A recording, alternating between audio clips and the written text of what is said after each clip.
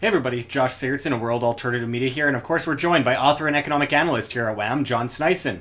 Now we've gone into bail-in several times before. Basically what a bail-in is that a bank can cash out your bank account.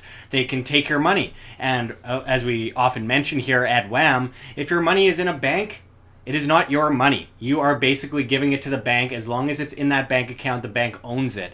And another reason why we talk about insuring yourselves all the time. But this is a really interesting story out of Italy, because Italy's oldest bank is pushing for a bail-in regime. So John, can you go into what this is all about? Yeah, actually, this is historical terms because it's not only Italy's oldest bank, Josh, it's actually the world's oldest bank, and it was created in 1472 in Siena, in the Republic of Siena. So it's an amazingly old bank. But I want to, before we actually get into the bail-in itself, I want to just give you guys a taster of what this bank has been through, because the bail-ins is not the first time this bank has had some hard times, which we know happens when you have fiat currency and credit over and over credit again. system. Yeah, so, sure. Monte Paschi di Siena is of course one of the main banks in Italy. It's one of the biggest ones, and it was called Il Monte when it was founded in 1472 in the Republic of Siena, as I said. Now, it became the ideal heir to Siena's prestigious medieval mercantile and banking traditions. They developed an efficacious system of credit to the advantage of the local economy for a while.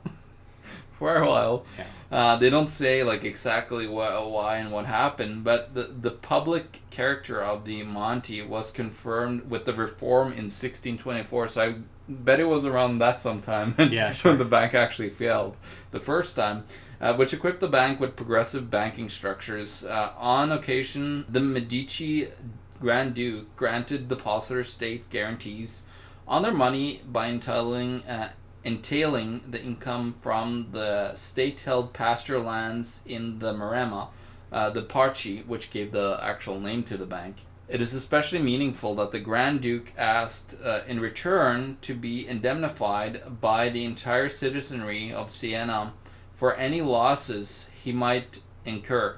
On this foundation, Monte Paschi was able to consolidate and increase its banking activity in the 17th, 18th century. Now, of course, through the 19th century and the 20th century, they had some more issues, the bank. But in 1995, decree of the Minister of the Treasury, the banking firm was transformed into a corporation called Banca Monte dei Paschi di Siena. And that is when they had a reform, and if you remember, the lira had a hyperinflationary state in the Italian economy around that time. Yeah. And of course, again, they failed again. So literally, it doesn't say it, of course, in their history. They make a lot of great words to sound so stunning that they did this reform. You hear the words, of course, reform and other great names that they like to put on things to try to hide or transform. They tried to hide the fact that the bank, of course, over time lost all of its money, and then they created a new bank, and then they lost all that money, and they created a new bank again. So it's nothing new about this. Like every single bank that gets created and then give out credit, they usually fail because they overextend the credit, and then they got too much bad credit, and they can't survive anymore. Because suddenly they overextended the credit limit again. It's like the bell curve, you have the early adapters that get into debt, and then they get actually rich because they are on the forefront, and then you have the bell curve where everybody jumps on the train. Well, and then suddenly at the back end of the bell curve, you fall down and you go bankrupt, basically, because people cannot afford all the credit that they accumulate. Yeah, sure. Yeah. So going through that, though, I want to get into the actual bail-in that's proposed to happen. Yeah, what's going on now at the bank? Because I know that this is groundbreaking stuff. It's truly historic, and it just shows us the kind of times we're living in. Well, what has happened is that earlier this year, they've been in talks for a while, actually. I know I heard Monte Paschi, I think, Actually, last year, I even heard him. This is an article I brought forth from 2016, which talks about a capital injection of size would certainly enable the group to add provision and help to add confidence. That was the credit analyst of Societe Generale, which is another bank that's going to fail. Yeah, we've spoken about them before. So they analyzes themselves in between each other and say, oh, like, you're worse than me, kind of thing. And then if they bail in bonds, which ones and by how much, what does it mean for other banks? They talk about that. They need to offload more than 14 billion euros of gross non-performing loans over 3 years. So they actually have 14 billion in bad loans basically on their books, which is a huge amount. That's actually around the size of the whole credit debacle that happened with the whole U.S. Housing market. They, of course, the precautionary instrument is available if necessary. So they're talking about, of course, the bail-in. And then, of course, they said the shares have lost 78% of their value this year. And Monte Paschi is 379 million euros of 5.6% subordinated debt has fell in value 9% as well. So all of their debt is literally falling in value because it's basically worthless. There's nobody that's going to be able to actually pay this back. So coming back to what they're going to do and what their structure and their plan is, I looked up a Zero Hedge article. And in the Zero Hedge article, it just talks about it's going to be voluntary bail-in.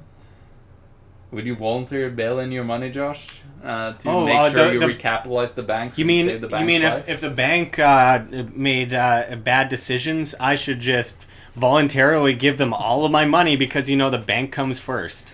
Exactly. It's all about saving the banking system so our whole society doesn't collapse right away.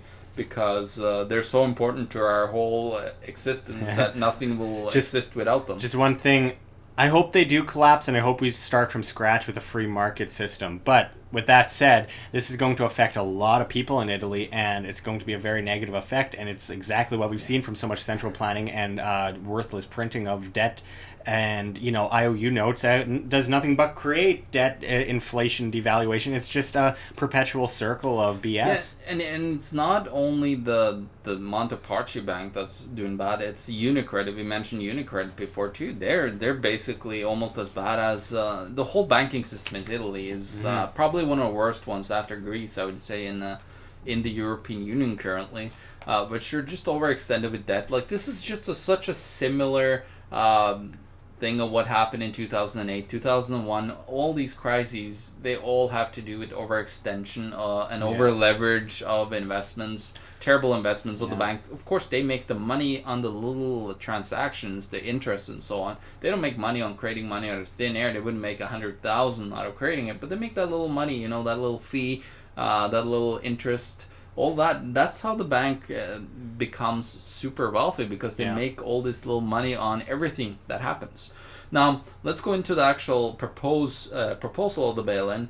Now, Monte Paschi approves voluntary debt-to-equity swap offer. It sounds very confusing to people, so I'm going to bring it into layman terms. So, debt means your deposits. Equity means their shares in a bankrupt corporation. So there you go. That's what that means. And they're talking about 4.28 billion euros that they need to do this with, of the subordinated bonds, they call them, which is basically depositors' money. They are offering between 20 to 100% of the nominal value. So which means that you can actually lose 80% of your deposits that you had in the bank. If you're willing to lose it and just say like, hey, here, I'm willing to take it on my. Actually, that might be a good idea, because this bank is not going to get recapitalized and survive. No, take your money out of the bank and put it into sound money, folks. Come on. So I'm just looking at everything else. There's so many like fancy words here. They call them EU1B hybrid bonds, which they're going to convert the price of, because people have also had other bonds where they actually, Monte Paschi itself, have gone into a whole bunch of debt. and they're talking about bailing those in. But they're actually saying senior debt is not included in this plan. And if I'm not mistaken, senior debt is actually like the big depositors in the bank. So it's more coming after the smaller guys, the regular people that they like to defraud and so on. So it's when you look at this is nothing else but what we saw in Cyprus and what we've seen in Austria lately. There's way more of these to come. These are just the tremors, like when you have an earthquake coming, there's tremors before, there's a whole bunch of them, and then you have the big earthquake. So we're seeing like the slow motion collapse of the banking system, guys. If you believe that Donald Trump or anybody else is going to save that system, you're completely wrong. No, I mean, we can't trust that Pepsi Coke kind of politics anymore. We shouldn't be trusting politics in general. These people who we call presidents, prime ministers, aren't really in charge. The banking system is in charge. These international bankers that push their central planning to the max in order to push everyone into debt enslavement. These central bankers that they know what they're doing. There might be some stupid people involved, I'm sure, but there's a lot of them that they know what they're doing. They've seen this tried and tried and tried again for 1,000 years now, coming up on 1024 AD and 2024 be the 1,000th year anniversary of the first fiat currency. And I mean, they just keep printing out of thin air. They see it collapse, hyperinflation, inflation, vast amounts of debt, but they thrive off that debt, and they thrive off the fact that these people are pushed into servitude the second that an economy falls. And imagine a global collapse, everyone's in servitude. It's a perfect, the best thing possible for the state. However, there's something different happening this time because people are waking up. Yep. And I don't believe, they want to push their world currency. They want to push this on us the second it collapses. But I think that people have started to really wake up and see what the globalists are doing and see what these international bankers are doing. And, the whole point is they push this veil of unity. They push this veil of we are standing for you. But when in reality, they want you to be destroyed. They want you to be shoved into absolute poverty because it is great for them. You become another debt slave, another number to them, to be controlled. And this has been happening over and over again. We've talked about in Greece the bail-ins. We've talked about how Canada has bail-in legislation in its budget. These are things that are really happening, and people have to realize it's not the 90s anymore. You can't just go, well, some crazy kook said on the street that this is what happens, or some guy sent out a newsletter and he said this is what happens. We have the proof in the pudding today. We have the evidence in front of us. We have 1,000 years of economic history to prove exactly how this works and how this accumulates. We need to start thinking on our own as voluntary individuals against this collectivist beast that's coercing us and forcing us into absolute debt and servitude.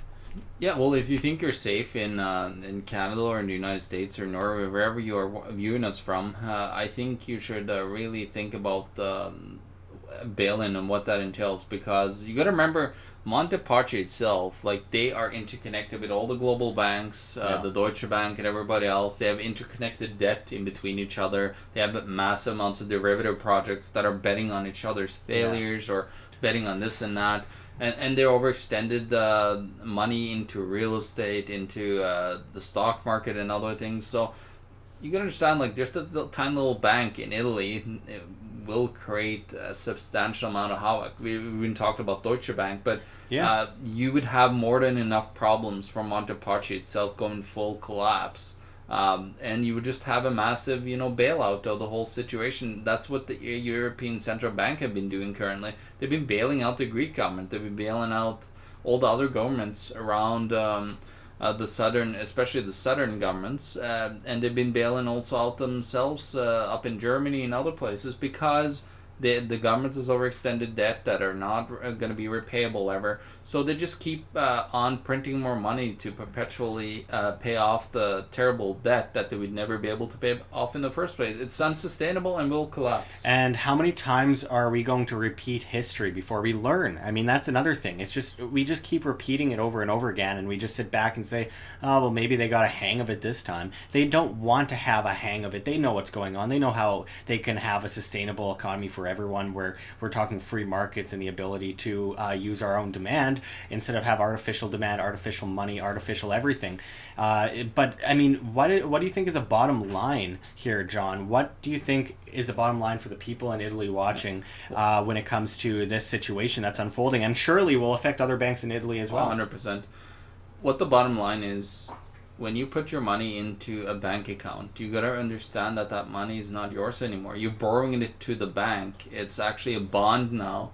You're a bondholder to the bank, and they will pay you an interest if there's if there's any left now. Like now, there's even negative. So you're at, like some banks, literally like Raiffeisen Bank in Austria. We talked about that. Where they actually. You borrowing the money to the bank, and you have to pay them to borrow your money. It's like insanity. It's complete, utter insanity what this monetary system would turn into. How could people be so trusting of a system when they, it's right in front of them, they're getting their money taken from them, and they're being screwed over? Why can't they just think, well, maybe we should find a private vault or something, Well, all you gotta do is make sure your money is... the money that you cannot lose, make sure that it's, of course this is our opinion, and we got to state that, but make sure your money is out of the banking system, because when this hits the fan, guys, it's gonna just destroy your wealth that you thought you saved up.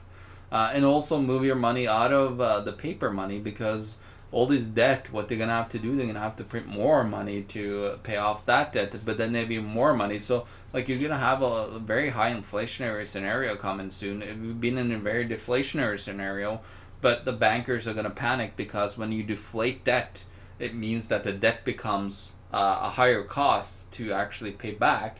So they need that inflation. They need a loss of the value of the money to pay off the debt itself, because the debt becomes cheaper when you have inflation.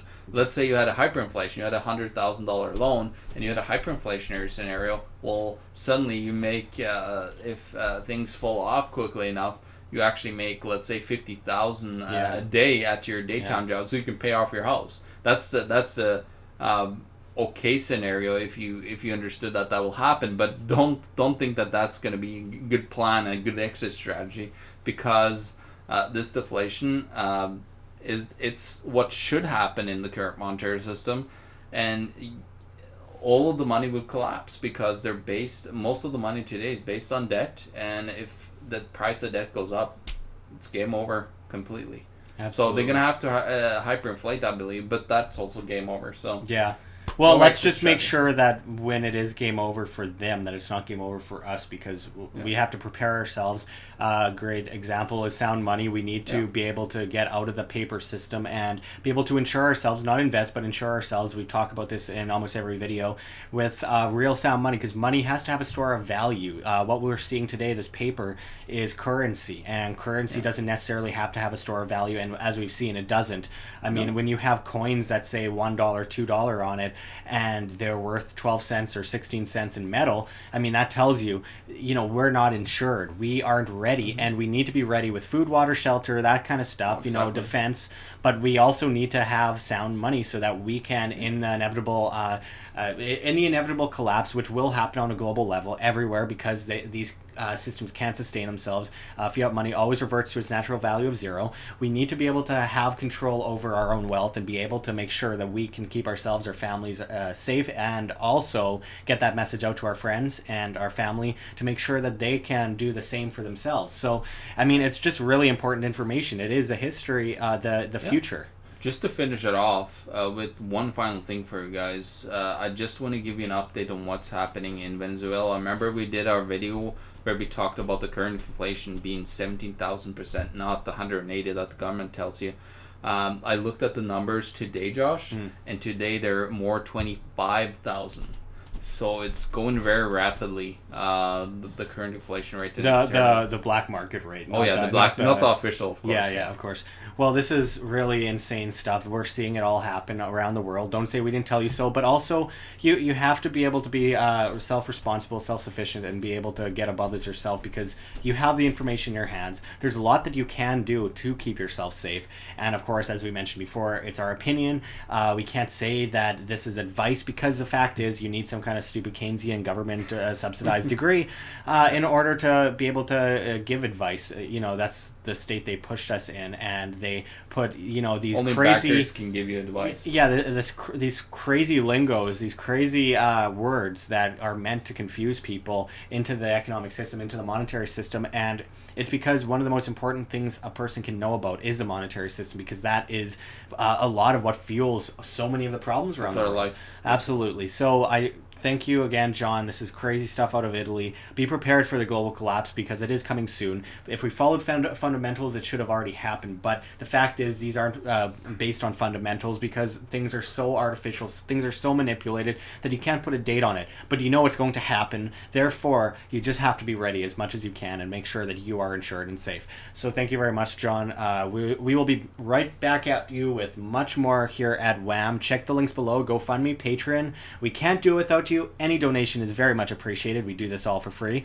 And on top of that, check out our Anarchapulco offer, where you can save 10% on your tickets to Anarchapulco down in Mexico next year by typing in promo code WHAM. That's WAM. We'll be back at you with much more. This is Josh Sigurdson, John Sneisen, signing out from World Alternative Media. Find the truth, be the change.